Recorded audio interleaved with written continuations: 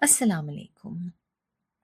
Today's episode is a personal story, a quiet turning point, one of those small moments that looks ordinary from the outside but changes everything on the inside. It's about the meal I served myself and what it returned to me. There is something sacred about a kitchen, something private, something holy, something that can't quite be explained in words but is immediately understood by the heart. When I think of the kitchen, I think of warmth without words, gestures of love without speeches, comfort that doesn't need to be announced. But I also grew up watching women who cooked without belonging, women who stirred pots and kneaded dough while being unseen, unacknowledged, and uncelebrated, women who poured love into every plate, love that they themselves had never been given.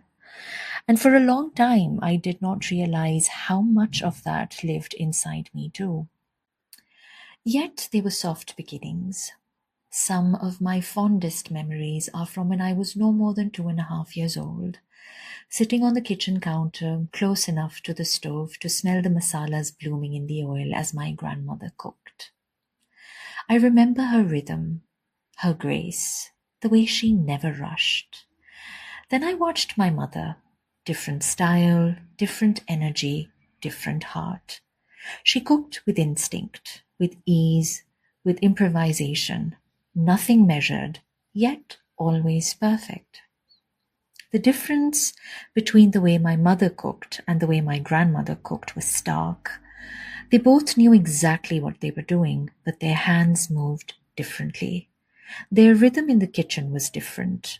The sequence, the instinct, the way they reached for the ingredients without thinking. One cooked with precision you could trace, and the other cooked with a kind of ease that felt inherited rather than learned. And I watched both.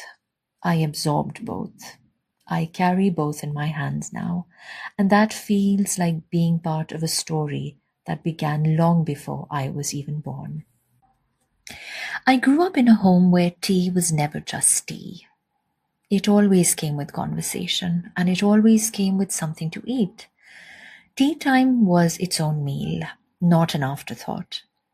And tea wasn't just a cup placed in your hand, it was a moment, a pause, a small celebration of being together. There was always something on the table, a biscuit, a slice of cake, a leftover samosa warmed up again, or something freshly made in the kitchen. Tea was hospitality. Tea was warmth.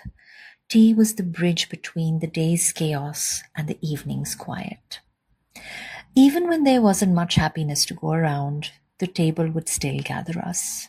We didn't always come together for a lot of things, but we came together when there was food. Recipes were exchanged, tastes were debated, plates were passed around, and for a little while, the world softened just enough for us to breathe. Looking back, I realize something very clearly now. Food was the balm, the quiet healing, the love that wasn't spoken but was still given, the gentleness that arrived through the doorway of the kitchen. I didn't know then, but I was witnessing inheritance. Not the kind documented in papers, the kind breathed into bone. Years later, my sister and I stepped into kitchens of our own. She cooks like my grandmother and my father, precise, careful, intentional. I cook like my mother, by scent, by mood, by moment. But when something matters, when the meal carries weight, I feel my grandmother's hands in mine, present, steady, sure. I love that about myself. My kitchen is not just a kitchen, it is memory. It is tenderness. It is where I return to myself. And for a long time, food held me through life's hardest seasons. When grief was heavy, when friendships shifted, when I did not know where I belonged. Cooking was my way back into my body, stirring, simmering, chopping, creating. Then came a different season, one where everything felt heavy, where being awake felt like labor, where appetite disappeared, where time blurred. And one day, in that stillness, came a whisper. If I get up, I will make myself a meal, and I will serve myself the way I would serve someone I love. So I got up, slowly, like someone remembering how to exist. I cooked, not to feed hunger, but to touch something alive inside me. I chopped slowly. I cried, not because of the onions, but because something frozen inside me began to thaw. I watched heat transform what it touched, raw becoming tender, hard becoming soft, harsh becoming flavorful. Maybe I could become that too. That meal was the doorway back to myself. And as I healed, life began filling again. Friends, sisterhood, shared kitchens, shared laughter, shared quiet understanding. And I realized cooking for someone is a privilege. It is never casual. When I cook for someone, I am saying you are someone I make space for. You are someone my heart softens for.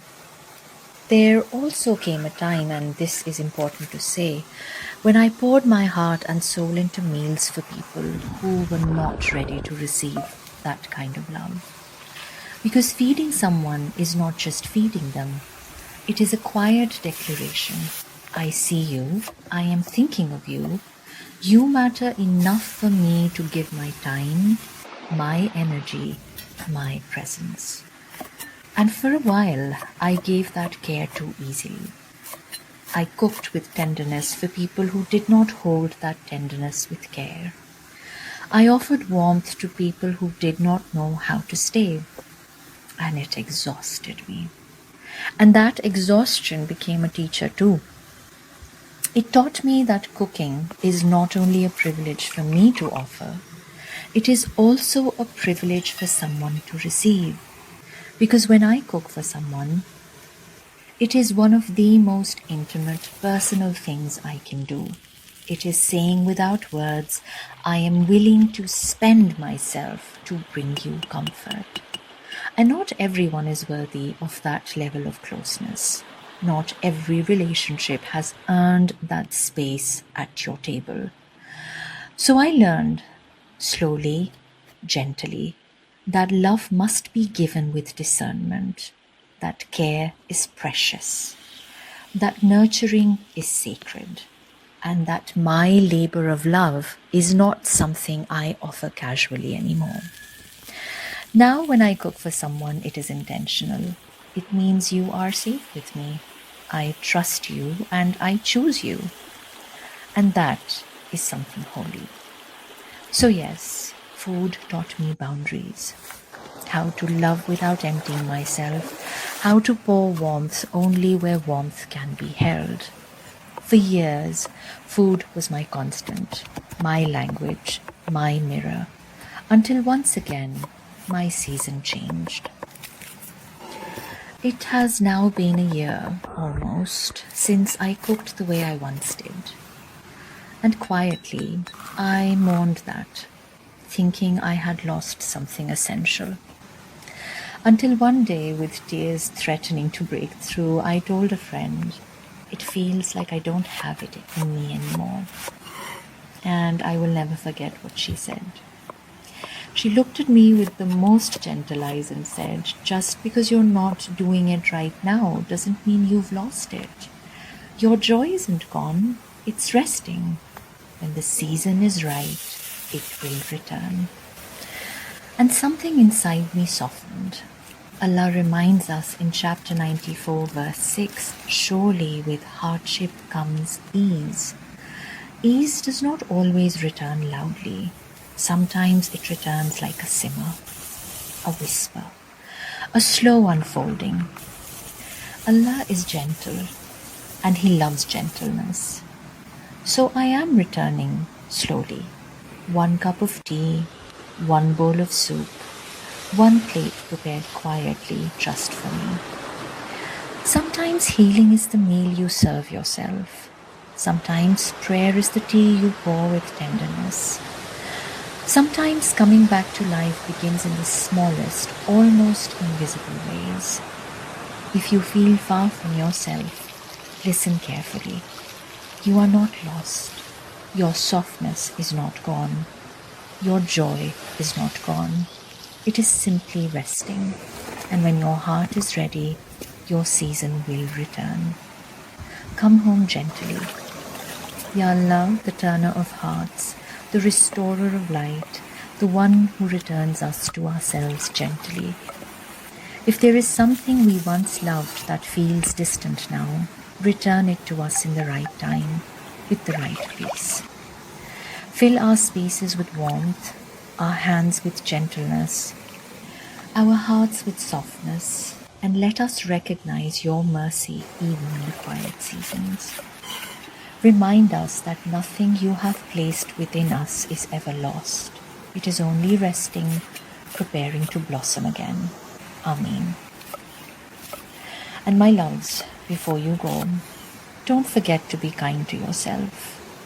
Unclench your jaw, drop your shoulders, soften your breath.